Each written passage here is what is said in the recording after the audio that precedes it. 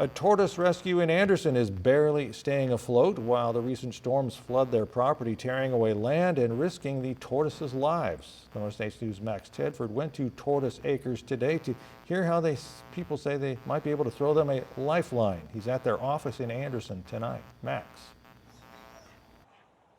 Well, Mike, if Tortoise Acres were a turtle rescue, this recent weather would be good news for them. But since we're talking tortoises, it's important to note that most of them can't swim, while the flooding at the ranch has left them with little dry land to speak of.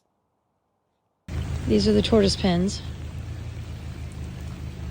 We do not own sea turtles. We own land tortoises, but they are still dry. We are watching them very closely.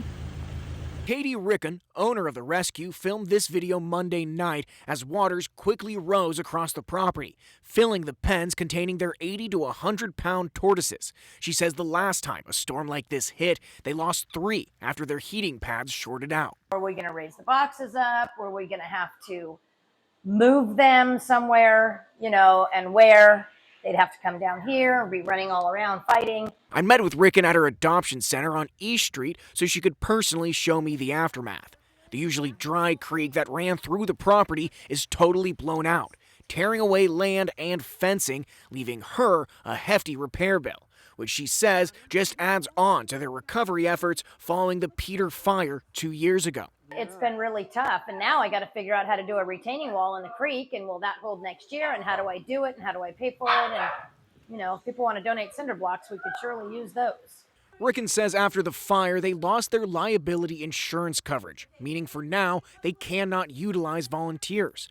However, businesses like Orchard Nutrition, who donates food to the rescue, along with people who sponsor tortoises, are integral in keeping them going. Donations, adoptions, stuff like that. We're going to be doing the doggy dash down at that Lake Redding Park, and that's March 15th. Now, in the last 8 years, Tortoise Acres has saved over 2,400 tortoises across the country. We'll have information on how you can support them and their future events on our website, krcrtv.com. Live in Anderson, I'm Max Tedford for the North States News.